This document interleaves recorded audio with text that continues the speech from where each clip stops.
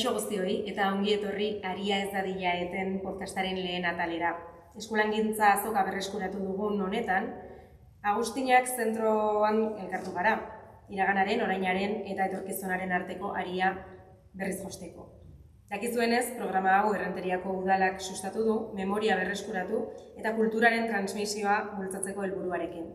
Proiektua hainbat ataletan banatuko da eta lehen honetan artisagutza izango dugu mintzagai. Saio honetan, iraganera bidaiatuko dugu, Josi eta Josi arituko gara 1979ra iristeko. Baina 1979tik gaur egunera hurbilduko gara. Puntadaz puntada oraina ere ezagutzeko eta azkenik eta bihar zer galderari erantzuteko. Hain justu, aria ez dadin inoiz eten. Lehenik eta behin, Ereintza elkarteko Jon Idiazabal Garmendiarekin mintzatuko gara. Bera hasieratik eskulangintza azokaren antolatzailetako bat izan zen, eta aurten berriz martxan jarri den eskulangintza azokaren jatorria hobeto ezagutzeko aukera izango dugu berarekin. Ondoren, Esti Susperregi Zabalorekin hitz egiteko txanda izango da, Agustinak zentroko zuzendariarekin alegia. Dakizuenez, Agustinak zentroan duela ia 2 urte inauguratu zen, eta espazioaren nondik norakoen berri izango dugu Estirekin. Azkenik, bien arteko solasaldi txiki bat izango dugu. Hasteko, Jone Idiazabal Garmendia dugu gurekin. Kaixo, Jone, ongi etorri. Kaixo. Urte batzuk pasa dira, eskulangintza azoka merkatu zarren azkenengoz ospatu zenetik, eta aurten berriz ari horri ekin diogu espazio berean. Zer sentiarazi dizu? Oroitzapen asko. Hasieran gu, kalen hasi ginen azokak antolatzen, Foruen Parantzan, leku honan ondoko toki zea hortan, esplanada hortan, gero frontoian, eta azkenik merkatu zarren. Hasieran artisauen bila ibiltzen ginen, atez-ate joka etortzeko. Ez zuten ezagutzen zer egin nahi gendun, ez egintuzten ezagutzen, eta hola, enbiltzan. Eta merkatu zarren aldiz, nolabait, lortua gendun nolabaiteko, Ospea. Bai. Eta atez-ate, ate joka, beraiek zenbiltzan bukaeran. Bazekiten jende asko etortzen zala azokara, saldo egiten zala, eta eskulangileek bazekiten azoka ona zela, ez? Eta orduan, oroitzapen onak. Poza, nostalgia pixkat edo nondik abiatu dira zure emozioak? Poza, nolabait, pentsatuz berriro hartu dela azoka, eta, poza eta desioa baita ere, ia lortzen duten jarraitzea, eta, onura izango ote den, bintzate hori opa diogu. Jarraituko dugu ondoren azokaren azken urte hitz egiten eta baita aurtengo edizioaz ere, baina lehenengo jatorrira joan nahiko nuke. Eskulangintza azokaren lehen edizioa 1979an ospatu zen. Zerk eraman zuen Ereintza elkartea lehen aldiz azoka antolatzera? Zer, behar edo interes ikusi zenituzten? Ereintza elkartea elkarte kultural bat da, gehien bat, eta orduan, antolatzen ziren jardunaldi ezberdinak, aste kulturalak, eta, ekintza ezberdinak. Eta baita ere, adibidez, malenetako jaiak nire gauzak egiten genitu, eta artisa batzuk adibidez ekarri genitu, gutxi batzuk, udaletxeko arkupetan ekarri genitu. Eta hor ikusi gendun, nahiko hutsunea zegoela, eta bakoitza bere aldetik zebilela, eta esagitasun bat zegoela, ez? Eta horrek bultzatu zigun, pixka bat sakontzea. Eta, Joan Garmendia Larrañaga, etnografoak, bazun liburu batzuk bazitun eskulangintzari buruz, eta hortik, hoien gana jo gendun, gero kilometrozko eginaz, asteburutan, goitik bera Euskadi osoa ez dakit, baina kasi eskulangileak erakartzeko, ez? Eta horrela sartu ginen eskulangintza azoka antolatzen. Ikusi zenuten nolabait behar bat hori ere edo eskulangileen lana sozializatzeko, ezagutarazteko? Bai, ondare bat zala eta horrei balorea eman behar zitzaiola, ez? Eta horrela izan zen, eta lehenengo azokan 16 lortu genuen ekartzea,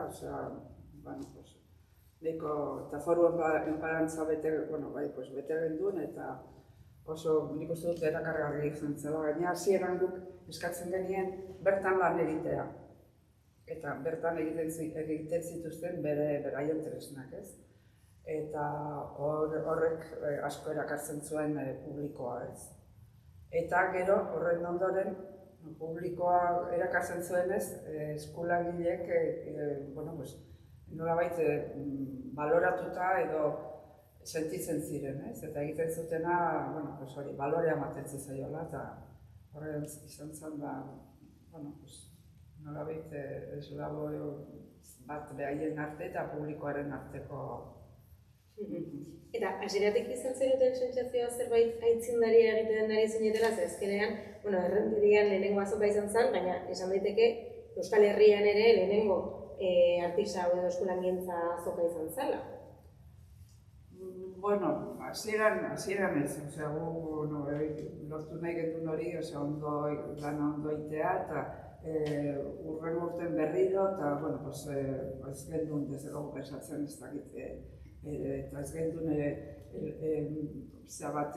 helmuga bat jarria, ez dakit urtez urte, ez ginen hobetzen, eta nik uste dut ez dakit nik esatea ondo dagoen, baina nik uste dut lortu gendula, ez?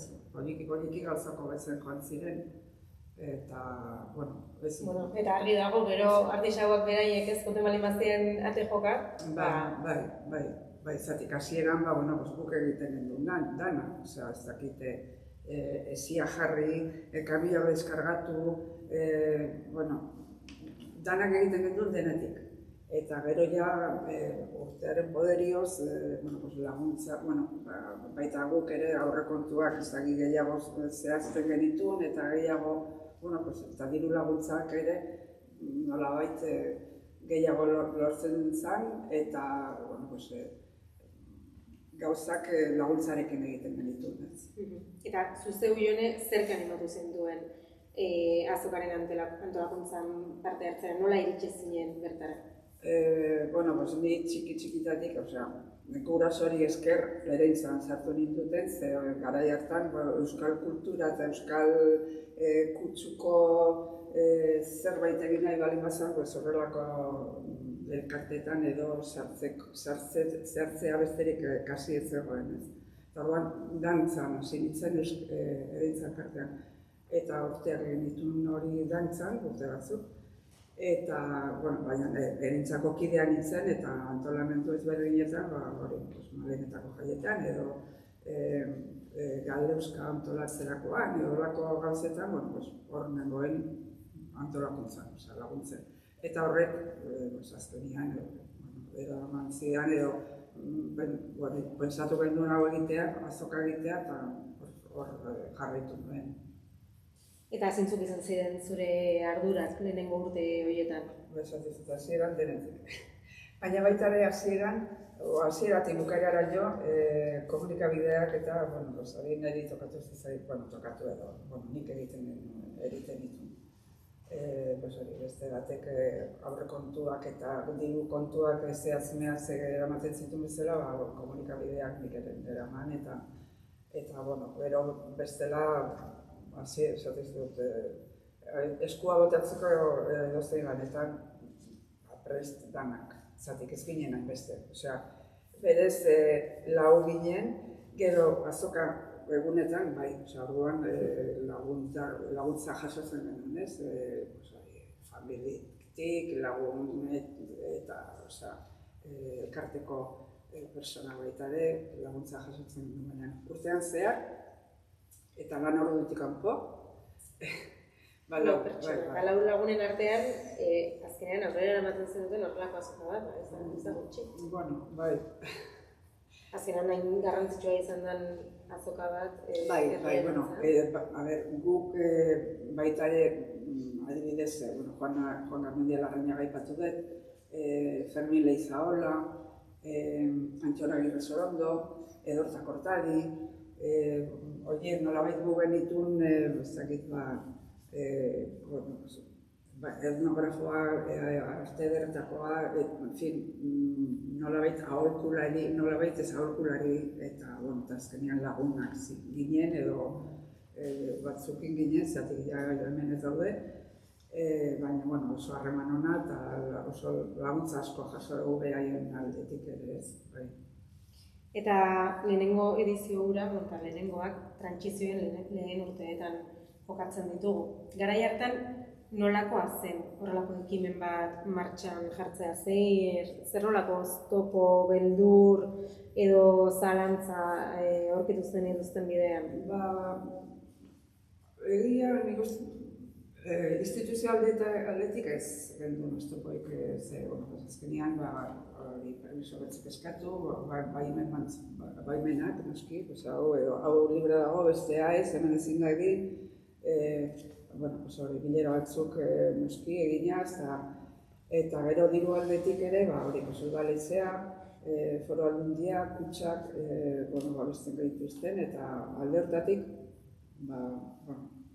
nik uste dut nahiko babestuta gehiago. Diru gehiago jaso ezkea, seguro ez da gizerra gehiago egin duela, baina bintzat lortzen gendun egitea, egin genduna, ez? Eta, garai hartan ere euskal kultura herrikoia plazara ateratzeak bazuen edo izan zezakeen karga sozial edo politiko bat, edo batzuek horrela gogoratzen dute garai hori, zuek nola bizi zenuten hori? Guk azkenean euskal kulturaren alde egiten gendula lan, antolatzen gendula azoka, eta nolabait horrek noski sozialki lotura badauka ez. Eta gero baita ere hori etortzen zen jende asko etortzen zen, komunikabideetan babesal gendu baita ere komunikabideetatik babesa jasotzen gendun, eta orduan informazioa banatzen zen eta jende asko etortzen zen bertako jendea noski baita ere, baina kanpoko jendea ere bai ez, eta orduan hor baita ere zegoen herriko jendea eta kanpotik zetorrena eta horre baita ere zegoen mugimendu asko eta bizitza asko, data konkretu baten egiten zen eta orduan asko, bintzat zai pixka bat zeren ez, egun ematen renterin azaltzeko eta ikusteko eta erosteko baita ere. Jendea urtean zer zebilen maiatza hurbiltzeko gogoa zegoen? Bai, data hori hor zegoen, ez, bai, askorentzat, bai. Eta artisauentzat ere? Artisauentzat, bai. Eta pixka bat azaldu diguzu, baina gehiago sakondu nahiko nuke nolakoa zen garai hartan antolakuntza. Zer esan duzu pixka hasieran artisauaen bila ibili behar zinetela Euskal Herrian zehar, gero beraiek hasi zirela ate joka, nolakoa zen antolakuntza hori? Hasieran guk beti nahi, gure asmoa beti izan zen,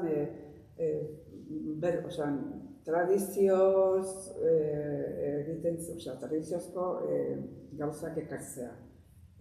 Nekazarizan erabiltzen ziren gehien bat, edo arrantzan, edo baita ere tresna horiek, ez? Ekartzea. Noski, hori denborarekin galdu egin da, ez dakit, zurezko aurkiak, mailak, hori eskuz gaur egun ez dakit, espartinak, ardazketa, adibidez, aipatu dizkizuten hiru horiek lehenengo urtean etorri ziren, ez? Eta gaina konkretuki hiruak emakumeak ziren hortan lan egin zirenak. Eta hortaz aparte, bueno, pues gero baita beste gauza batzuk ekarri nahi genitu nekazariarekin eta amuak arrantzarekin lotura zituzten tresnak, ez? Baina hori baita ere orain lana beste modu batean egiten da, eta tresna horiek ez dira erabiltzen, horietako tresna asko ez dira erabiltzen, ez orduan, baita ere artesaniare aldatzen joan da, ez denborarekin. Eta hori, hasieran ere baita ere etxez-etxe edo baserriz biltzen ginen, claro, ez ezagun batzuk azaldu, eta esan, ez zute errenteria etorri, eta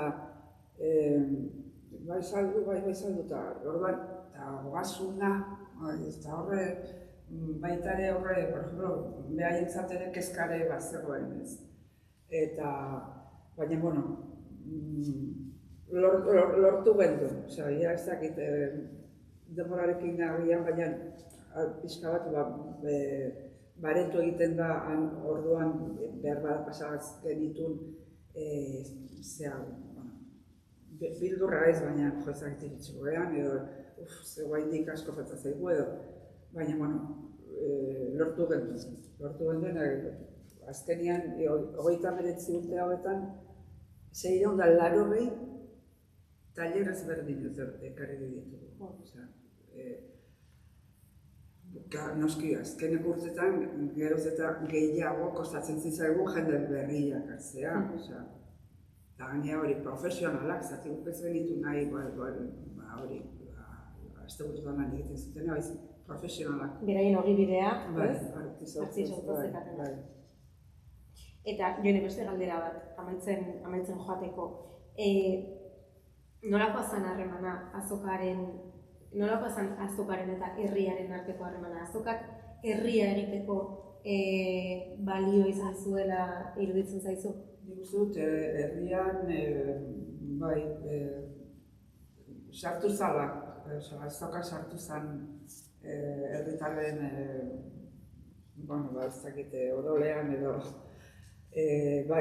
ze hori, lehen aipatu dutena, lanen ikustera, eta ze trebetasuna, eta ez dala, ez dakit, norbeak egin dezaken zerbait hori ikustea, horrek asko, nolabait eziketa bat lortu zan edo, jendeak, hori maitatu egiten du ikusiaz lana nola egiten da, ez. Eta, adibidez, batean batek baita ere esana zigun urte osoko lana bertan lortu zula. Pozik egoteko modukoa.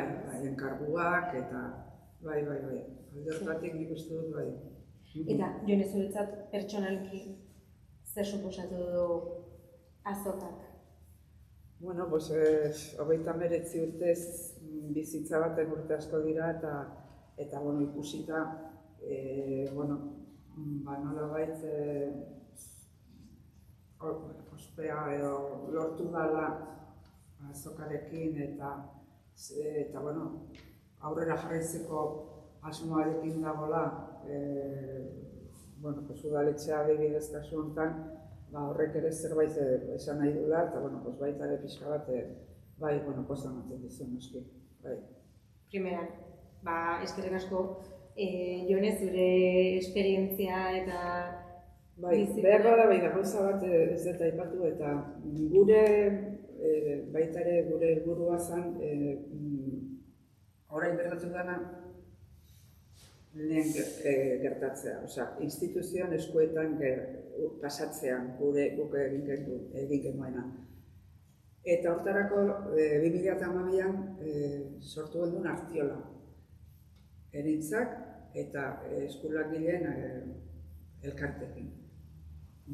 Bere elkarteen esku utzi eta gero beraiek instituzioekin gauzak horrela eramateko asmotan, gure asmoa hori zen. 2012an sortu eta 2017an guk bintzalia esan gendun utzi egiten gendula, ze, bueno, jazta, urte batzuk egon ziren atzea edo aurrea egiteko. Eta guk utzi eta hor geratu zen, hori etzan aurrea jo. Eta, bueno, oain bintzat orduan etzan aurrea joan, eta oain aurrea joan, eta 2026an testu ingurua sortu da, ez? Hor berriz heltzeko. Eta primera, gure aldetik oso guztua. Orain aldira iritsi garen honetan, beste orratz eta aril bana hartuko ditugu. Eta horretarako Esti Susperregi Zabalo gonbidatuko dut gurekin egotera. Esti, Agustinak zentroko zuzendaria da, eta zentro horretatik kultur eta sormen proiektuak, ekintzailetza, profesionalizazioa eta transmisioa lantzen dituzte. Kaixo, Esti, ongi etorri. Laster 2 urte beteko dira, Agustinak ateak zabaldu zituenetik. Nola hartu du herriak tarte honetan zentroaren irekiera, nolakoa da herritarrekiko harremana eta elkarbizitza? Pixkanakagoaz, azkenean esan duzu bezala, da espazio bat sormen eta kultura arloan aritu nahi duten edo aritzen diren pertsonei profesionalizazioan laguntzeko, eta gure baliabide gehienak horretara da, ez? Baina ezinbestekoa ikusten dugu ere, bai auzoarekin, bai herriarekin harremana izatea, ze kultura sortzea, egitea, profesionalizatzen ondo dago, baina gizarteak ere balioan jarri behar du. Eta nolabait horretarako baditu espazioak Agustinak zentroan beran, ez? Eta daukagu alde batetikan lorategia, lorategia irikita dago 9-etatik 9-etara, eta hor bai sortzaileak egon daitezke, bai herritarrak. Eta beste batikan ere kantina badaukagu, egoten dela astelehenetik igandera irekita, eta badakizuen bezala gizarte honetan tabernak beti ere izaten dira plaza ederrak elkartzeko. Eta gero bestalde, bai egiten ditugula ate irekiak, herritarrek ezagutzeko hemen zer egiten dugun, duela oso gutxi, etorri dira jubilatu talde bat ere ezagutzeko ze profesio dauden, bitxigileekin egon ziren, eta eskoletakoak ere etortzen dira bisita egitea, orduan hori da gure harremantzeko modua herritarrekin. Eta gaur egun zer nolako proiektuak topa ditzakegu bertan? Hemen dauden proiektuak, kultura eta sormen sektorea oso anitza da, oso anitza. Eta baditugu ere, horren isla diren proiektuak. Alde batetik baditugu artisautzarekin lotura zuzena daukatenak, ehungintza eta bitxigintza arloan batez ere, margolariak ere eduki izan ditugu, baina beste ofizioak ere izaten ditugu. Adibidez horren daudenak dira produkzio audiovisualean lanean aritzen direnak, dantza arloan aritzen direnak ere bai, arkitektura estudio bat, arte zuzendari bat, jostailu eta jolasekin tailerrak egiten duen elkarte bat, oso anitza da, sormen eta kultura sektore ere horrela dago.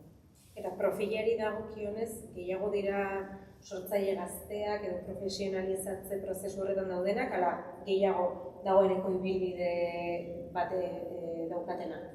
Horrere denetarik. Zeguk eskaintzen dugun zerbitzuan ikusten dugu nolabait etapa guztiak kubritu edo estali nahi ditugu.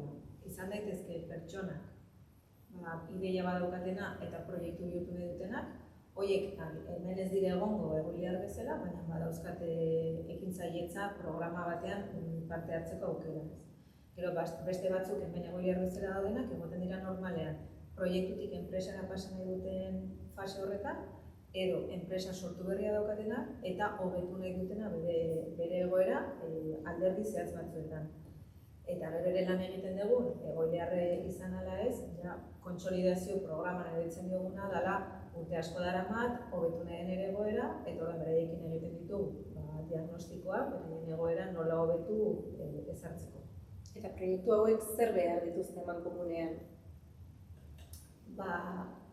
behar ezberdinak dira, eta egia da guk eskaintzen duguna oso pertsonalizatua izaten da. Batzuk espazioa behar izaten dute, eta hemen badaukate lan egiteko espazioa, ze askotan izaten da, eta artisauekin batez ere gertatzen zaigu, ez? Azkenean etxean egiten dut lan, eta esaten diguna da, etxetik ateratzeko modu bat, badaukazu hemen lan egitea, eta ingurune profesional batean egotea, eta komunitate baten parte izatea. Beste batzuk behar izaten dute enpresa ikuspegia txertatzen joatea bere proiektuetan, ze sorkuntza oso landuta daukate, baina hori zure ogibideaz bizitzeko prozesu guzti hori balantzeko daukate. Eta zer egiten duguna da, tutorizazio ezberdinak eskaini, hori ikuspegi hori txertatzen joateko, eta formakuntza ezberdinak ere hori landu ahal izateko. Jonerekin 79ra bidaiatu dugu gaurkoan, zuk uste duzu edo nola ikusten duzu zuen? 79tik hona artisauen egoera hobetu dela? Hori esan dezakegu? Nola ulertzen duzu zuen? Ulertzen dugu artisautza bizia dela. Eta Jonek esan du, ez? Beti aldatzen joaten da, eta hori ere pertzibitu dugu, 79tik hona egoten diren proiektuak kontutan hartuta. Eta aldaketa horren adierazle bezala, egin genuen azoka merkatu zaharren hasi baino lehen topaketa bat egin genuen, topaketa profesional bat egin bertan, Agustinak zentroan, eta hor ikusi genituen ze proiektu ezberdinak ziren, ez? Agian 79tik aurrera oso arrantzarekin zerikusia, edo nekazarekin zerikusia, edo produktuarekin oso lotuta zeuden, artisautza ogibideak zeuden, orain ere produktuarekin, baina da artisautza bat askoz ere barneratuagoa daukana diseinuaren kontzeptua. Eta orduan, lehen diseinuak agian funtzionalagoa ziren, egiten ziren produktuak, baina bai orain artisautza garaikideaz hitz egiten dugu. Bai, diseinua integratua daukatelako, eta nolabait egiten den hori modernoagoa dalako, eta artistikoagoarekin lotura gehiago daukatu. Eta profesionalizazioaren bide horretan, oraindik zer dago egiteke? Guk izaten ari garen esperientziarengatik, zailena izaten dena, bada merkaturatzeko gaitasuna izatea.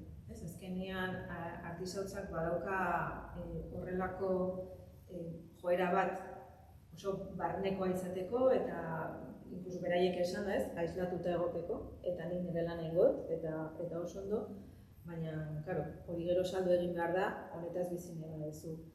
Eta prezioak izartzea, kostua jakitea, merkaturatzeko bide berriak sustatzea, hori bai da erronka potoloa daukatena artisautzatik, eta hor zerikusia asko dauka, ze bide berri horietan, sare sozialak eta hor talka asko egoten dira artisautzarekin.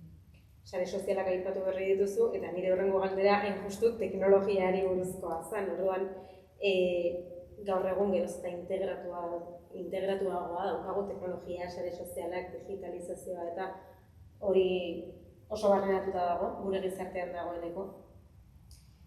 Zergatik duzentzua hala ere, gaur egun dena teknologiarekin lotuta nahi dugun honetan, eskulangintza sustatzeak? Eskulangintzak badauzkalako balore batzuk beste sektoretan ez dianak beste kontutan hartzen, eta baina teknologiarekin den azkar dijoa, azkar bizigea, eta artisautzak ematen du gauzak egiteko, esaten digu, gauzak egiteko denbora bat behar da, denbora hartu behar da. Ere teknika bat izan behar duzu, azkenean ogibide bat, da jakintza bat izatea. Kulturaren adierazle bat da. Eta hori guzti artisautzak ematen du. Eta esaten digun hori edo kontatzen digun hori kontutan hartu behar dugu. Naiz eta beste guztia teknologiarekin oso lotuta dago, eta artisautza ere teknologiarekin nolabait lotu behar du. Azpi galdera bezala neuka hemen, ez? Elkarrelika daitezke teknologia eta artisautza, ala elkarren kontrakoak dira. Hor, polemikak ere izaten dira, ez? Eta batzutan esaten da, teknologia nolabait kontrakoa dela, baina hor dago. Eta bi aukera daude, edo horre bizkarra ematen diot, edo integratzen dut, edo barneratzen den idaukaten jardueretan, ez? Orduan, gertatzen zaigu, bitxigileak adibidez, ez? Eta bitxigileek, egin behar dute pieza prozesu osoa, diseinutik, bukaeraraino, produktua egiten dut ardu, bitxi egiten dutenaraino, hori egin behar dute beraiek eta zerrekin, ez? Orduan, zerrekin horretan, ikusi dugu adibidez diseinua egiteko eta moldeak egiteko 3D impresora erabiltzen dutela eta eskatu ziguten behar zutela. Horrek asko azkartzen die bere prozesua, baina prozesuaren balio osoa, diseinua, ikuspegia beraiek mantentzen dute. Erabiltzen dituztela tresnak hori optimizatzeko eta azkar egiteko eta aukera gehiago ematen dietela, hortxe dago, ez? Gero ere adimen artifiziala horrela ikusi beharko da. Baina azkenean teknologia erramienta bezala ikusten baldin bada, aipatu duguna, ez? Komertzializazioa, zertarako balio dizu. Sare sozialen bidez, jende gehiagora iristeko. Edo webgunea egiten dut, eta hor nire balioak islatzen ditut. Hor ikusten dituzu teknologiaren abantailak. Eta artisautza hitz egiten dugunean askotan balio kulturala aitortzen diogu. Baina gero merkatuan ez da beti balio ekonomiko hori ordaintzen. Nola bizi dute hori gaur egungo artisauek? Hor kontraesan daukagu, ezta? Alde batetikan, hor esaten ziguten topaketan, ez? Eta jonek ere aipatu du, UNESCOk esaten du artisautza ondare inmateriala da. Eta horrek ematen dio prestigio kultural handia.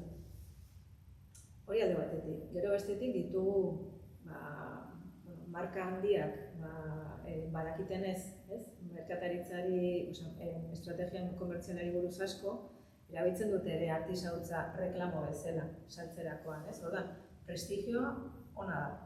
Eta artisautzak egindakoa badauka balore on bat.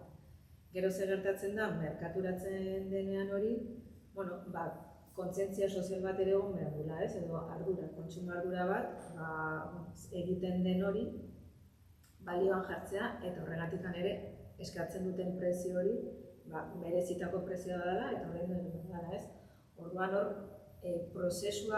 artisautza jarraitzen duen prozesua balioan jartzea oso garrantzitsua da. Eta aipatu duna jonek ere bai eta gero azokan egin dena, ez? Ikustea zelan suposatzen duen artisau baten produktua sortzea oso garrantzitsua da. Ze hor benetan, ikusten duzu, ze teknika erabiltzen duen, ze polita den egiten duen eskuen erabilera, eta hori bai, baina ikusi behar da, baloratu behar da, baina gero prezio ere justo eskatzen dutena justoa dela eta horrein du behar dela, horren kontzientzia izan behar dago. Eta transmisiorako zailtasunak ere mintzagai ohikoa izaten dira artisautzaz hitz egiten dugunean. Askotan esaten da, tradiziozko ogibide batzuk desagertzea arriskuan daudela. Hala ikusten duzute Agustinaketatik. Bai, eta topaketan egon ziren artisauek ere horrela idazten dute. Eta, zuk jone aipatu duzuna, funtzionalak ziren zenbait produktu egiten zituzten ofizioak desagertu dira, eta gero beste batzu daude, eraldatu egiten direna. Egon ziren baku herrikupel, egon zen artisau taller bat, Naparrak, eta beraiek egiten, berak, aita zen, aita eta alaba, eta aitak egiten zituen ardorako barrikak, gainera arotzen naiz ofizioz, baina gero alabak egiten zuena berazan diseinatzailea. Eta orduan elkartu dute ezagutza hori. Eta zer egin dute? Barriketaz, ezin geha lehen bezain ondo bizi, edo horrek ikusuten bere hausnarketa, eta orain barriketarako erabiltzen duten egur hori, lanpara biltzen dituzte. Diseinu politiko lanparak, eta baderen modu bat lehenengo lan-lerro berri bat hasteko eta artisautza balioan jarriz diseinuko zerbait egiteko, ez? Orduan, transmisioa zaila da, baina transmisioa ere bilatu egin behar da, nola egin daitekeen, ez? Eta hor, ere bate bate potoloa dago. Eta zer egin dezakegu gaur egun belaunaldi berrientzako erakargarria egiteko artisautza? Hori zaila da. Ze artisautza lotzen bali badugu balore tradizionalekin gazte jendeak ez duena ikusten, zaila egingo zaigu, ez? Orduan, alde batetik badaukagu hori, nola erakutsarazi gazte jendeari zer suposatzen den artisautza, beste modu batean erakutsi, eta gero adibidez, aipatzen genuen ere, eskoletan merezi duela, ez? Honetaz hitz egitea, hasieratikan jakiteko gazteek zer den artisautza, ze etorkizun izan dezake, ze gero beraiek beste begirada batek izango dute segurazki, ez? Ez dana tradizioari bakarrikan lotutakoa eta gehiago, beraiekin zerikusi gehiago daukaten ofizio batekin erlazionatuko duten. Orduan, eskoletatikan edo lanbide heziketa zentroetatikan bultzatzea oso garrantzitsua da transmisioa. Eta zer gertatu da 2026an Errenteriak udaletik eta Oarsoaldea garapen agentziatik artisautza azoka berreskuratzeko grina edo artisautza azokari berriz heltzeko zer ekosistema edo, ez, sortu da? Hor, faktore ezberdinak. Alde batetik kontutan hartu behar dugu Agustina zentroa balima gaude, guk lehendikan beste espazio batetik gintozela, torrekua zana, eta torrekuan artisau ofizioekin lan egiten genuen. Orduan, Agustina zentroko hazia artisautza da, eta hori alde batetik. Orduan, hori kontutan hartuta gero Errenterian eta eskualde mailan badagoela, Eritzak egin duen lanarengatik ikusi da argi oso lotura handia artisautzarekin. Gero, artisau elkarteetatik bai adierazi zigutela gogoa zeukatela berriro ere berreskuratzeko eta hori horre heldu da. Eta bestalde, beste erakunde bat ere parte hartu duena azokan, izan da Foru Aldundia, Gipuzkoako Foru Aldundia, ez? Eta Gipuzkoako Foru Aldundian ere esan ziguten ere beste begirada bat emateko, ez? Sektorearen profesionalizazioaren ikuspegia kontutan hartzeko, eta horregatik ere topaketa horiek egitea, ez? Orduan, faktore ezberdinak elkartu dira, Errenteriko udalak erronka hartu du bere gain, eta horrela jo dugu. Eta orainaz mintzatu gara, iraganaz Jonerekin ere, etorkizunari begira azken galdera bat ere nahiko nizuke estik. Zer gertatzen da etorkizunarekin, zer egin dezakegu, Agustinetatik nola egiten diozue aurre, benetan artisautzaren aria ez dadin bete. Hor, erantzune izatea zaila da. Gure aldetik egin dezakeguna da, artisautza sektorea ondo ulertu, ondo entzun, nondik datorren eta norantz jo nahi duen ere ondo jakin.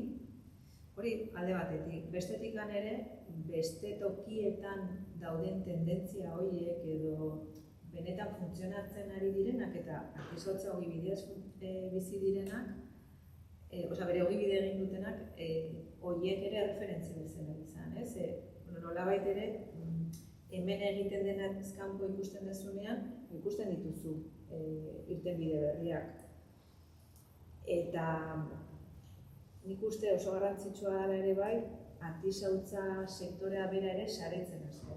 Badira oso proiektu pertsonalak, lehen esan dako, tendentzia hori beraien tokietatik egoteko eta topaketa egiterakoan, bai izan zen gauza bat, eskertzen zutena, eta zara, egintzazue horrelako espazio gehiago sortu, ze bestela gure artean zaila egiten zaigu elkartzea, ez? Orduan, lerro horietatik joatea, izan daiteke modu bat sektorean laguntzeko. Primeran, eskerrik asko, zuri ere, zure ezagutza eta esperientzia gurekin partekatu izanagatik, eta orain solasaldi txiki bati ekingo diogu. Aurtengo edizioa aldi berean izan da lehenengoa eta 40garrena. Lehenengoa berriro martxan jarri delako, eta 40garrena Ereintzak egindako 39 edizioen ondoren datorrelako. Egoera pixka bat aldatu da, hasiera batean Ereintzak antolatua zelako irabazi asmorik gabeko elkarte batek hasita proiektua, eta orain udalaren eskutik dator. 47 urte hauetan, ere azkenean bizitza honetan eta gizartean gauza batzuk aldatu dira, eta beste batzuk agian ez hainbeste. Zuek nola ikusten dezuek urte edo hamarkada hauetan zer aldatu da eta zer ez eskulangintzari dagokionez, ez dakit agian jonezu. Hasi nahi duzu? Aldatu, adibidez, erosteko modua aldatu da, asko. Gehien bat gaina gazte jendek orain online erosten du gehiena edo gauza asko online erosten ditu. Eta orduan hor artisauak, eskolagintzak, nahiko hori kontrako zea bat dakar hor ez aurren. Hori puntu bat, ez dugu, gainditu beharreko, baina leheno ez dikizan duen bezala, gure ardurare bada, ez?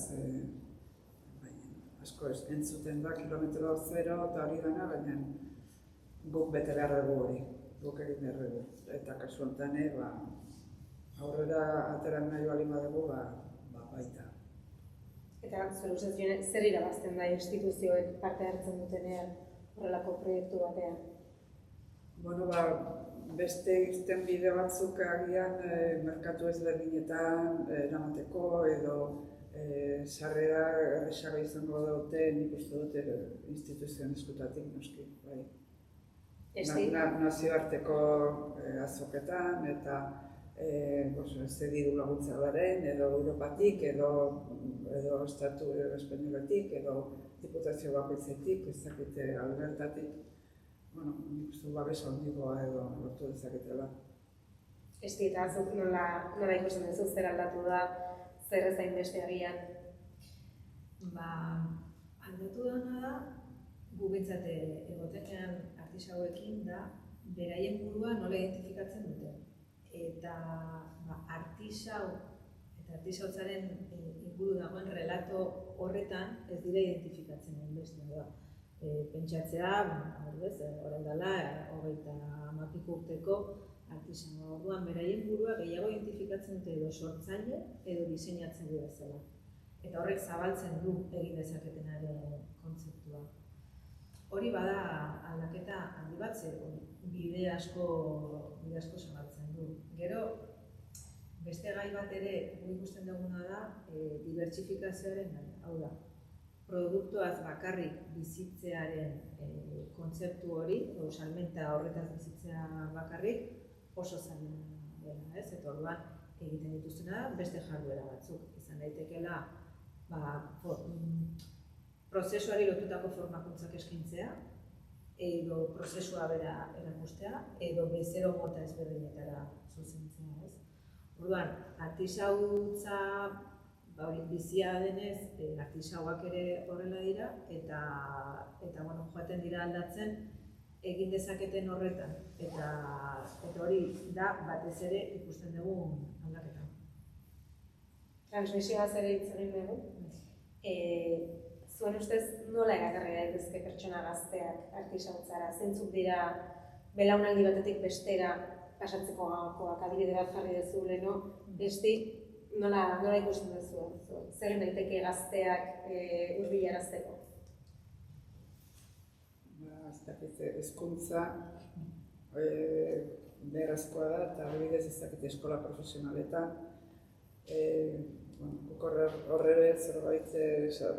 Hortan ere zerbait saiatu ginen Don Boskorekin, gero hemen goien dagoen beste...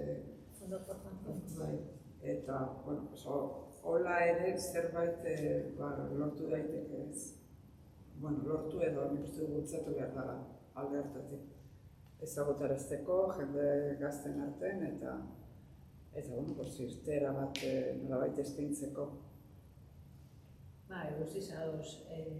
Batzutan, ez dakite beraiek berak ere artisau ofizio baten da dela, adibidez, badaude lanbide heziketa zentroan modarekin zerikusia daukatenak, eta modan eskulangintza handia dago, eta agian bere burua ez dute artisau bezala ikusten, ez? Orduan, hor esan dugu, relato hori aldatzea, gazteenganako bide hori egitea beste relato batekin, prozesuak ikustea eta hezkuntzan txertatzea, bai izan daitezkela bideak, transmisio hori ere erresteko eta balioan jartzeko gazteek ofizio batek suposatzen duena. Eta nolabait ere, agian erakusteko ogibidea izan daitekela eta nola bermatu bizi baldintza eta lan baldintza duenak. Nola bermatu... Hori da, erronka potoloena ez da? Zailena. Zer gaur egun nahiko egoera prekarioan bizi izaten dira, eta alde batetik horrela da, eta bestetik sinistu da horrela izan behar duela. Eta badaude zenbait sinismen buskatu behar direnak, eta gainera gaizki sentitu gabe. Ni artisaua naiz, nire ogibidean bizi naiz, eta oso modu dignoan bizi naiz, eta ondo bizi naiteke. Eta ematen du batzutan horrekin kosta egiten dela hori sinistea, eta hori ere prezio egokia jartzea guzti hori, eta gero gizarteak ere balioan jartzea, hori guztiarekin lortu behar da ere aldaketa hori egiten. Gazteak aipatu ditugu, eta leheno teknologia ere. Izan daiteke teknologia eta artisauntzaren arteko elkarbizitza hori agian tresna txiki bat gazteak ere hurbilarazteko artisauntzara nola ikusten duzu? Leheno aipatu du aita eta alabaren lana, alaba diseinatzailea. Guk ere Irunen dago eskola diseinatzaile bat, eta behaiekin harremanetan egon ginen, eta txapelketa edo batzuk egiten genituen, diseina aldetik. Eta adibidez, ingururatzen zait bat, batek irabazizun zilarrezko kolar batekin, eta zien kaiku, mamia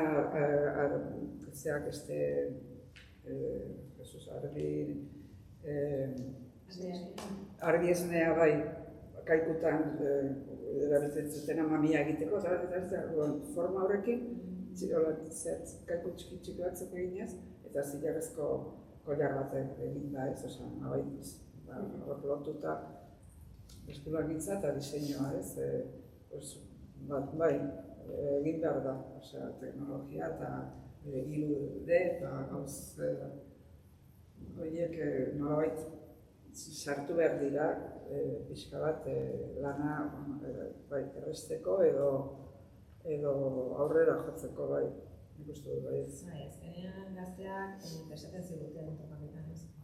Asko disfrutatzen dugu sare sozialetan. Eta horrela jaio dira edo oso txikitatik izan dute. Orduan horrei ezin diogu bizkarra eman. Eta kontutan hartu behar dugu beraien eritxin hori da. Azken galdera bat egingo dizuet.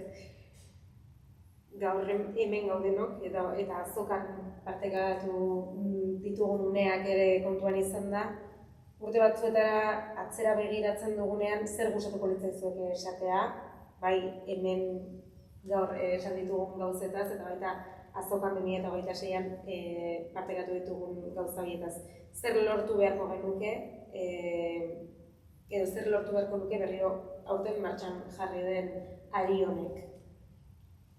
Etorkizunera begira. Etorkizunea, Ez.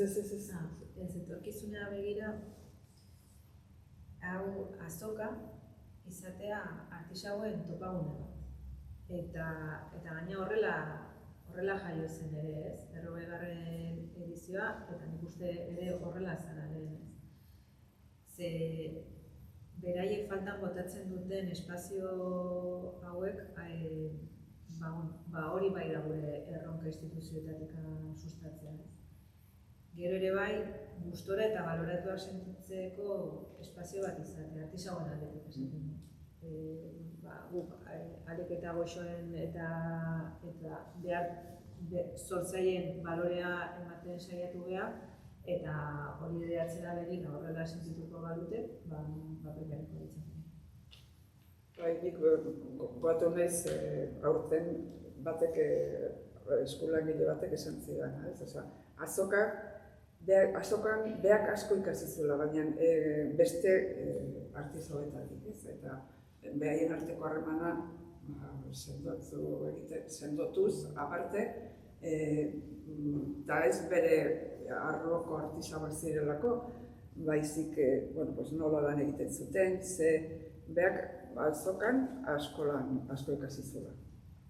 Honea etorri zen azoketan, eta baita ere esatzen zen, asaratu egiten ginen, hartzen erdituzelako, baina, oain konturatzen ginen noski baita ere, danak ezin ginela etorri eta txandatu zetorri behar gendula, ez baina, bintzat behaien arteko harremana eta hori ikasten zutela bat besteen gandik.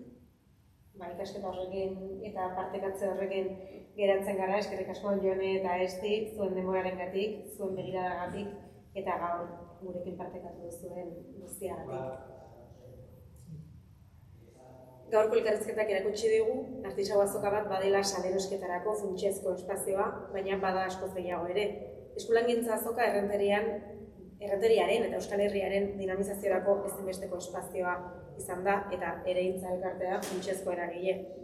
Azoka ezagutza, ohiturak eta kultura partekatzeko espazioa izan da, uneak elkarrekin bizitzeko, komunitatea sortzeko eta artisauek gure lurraldeari egiten dioten ekarpena balioan jartzeko. Eskulangintza ez da soilik objektu bat egitea, eskulangintza jakintza da, denbora, gorputzaren memoria, herria egiteko modu bat, eta belaunaldi batetik bestera pasatzen denari ikusezina ere. Horregatik da hain egokia podcast honen izenburua, aria ez dadila eten. Elkarrekin sortzaile, hiritar eta erakunde nork bere horratza hartuta lortu ahalko dugu artisautza balioan jartzea eta gure herriko ondare kulturalak bizirik jarraitzea. Eskerrik asko ikusentzulei eta horrengora arte.